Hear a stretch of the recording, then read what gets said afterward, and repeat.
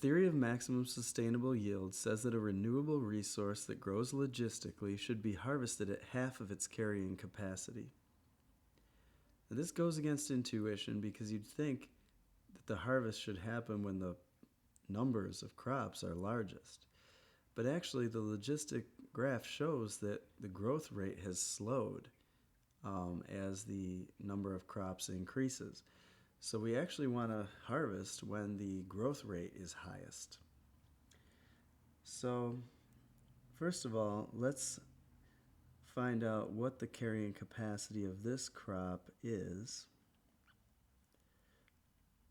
It looks like to me it's headed toward an asymptote at 1400, so that would be what we call L, the limit or carrying capacity. So the optimum yield then will be given by L over 2, which is half of the carrying capacity, right about here.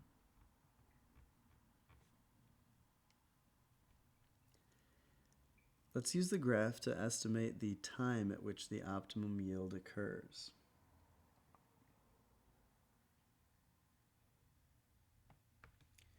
Perhaps 5.1 or 5.2. So every logistic function that comes in the form of L over 1 plus AE to the negative kx will have an inflection point at which the graph will switch its concavity from concave up to concave down. Let's use the fact that the inflection point happens at half the carrying capacity in order to solve for the coordinates of the inflection point in terms of the constants of the general function. So we already know the answer to one of these here. The y value of the inflection point will occur at L over 2, half the carrying capacity. But it's a lot harder to find out at what time it'll happen. So in order to solve this problem, let's start with the general equation, but let's let the y value be L over 2.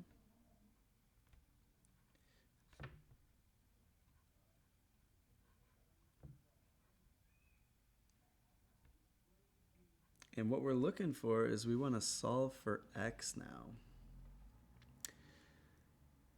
Okay, so let's do a little algebra on this. The L's will cancel.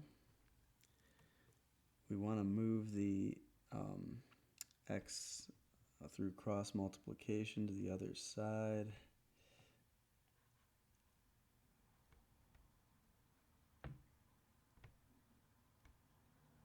Okay, we'll get that.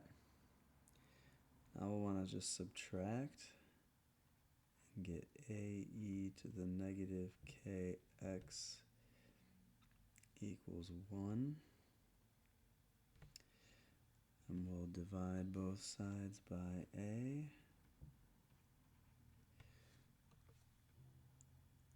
We'll get e to the negative kx equals 1 over A.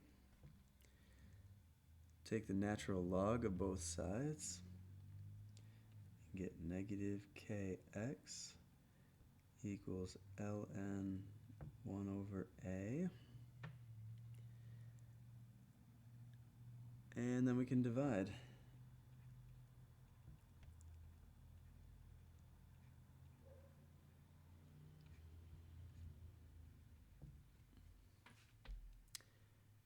And now we have a formula for the time at which the inflection point will occur.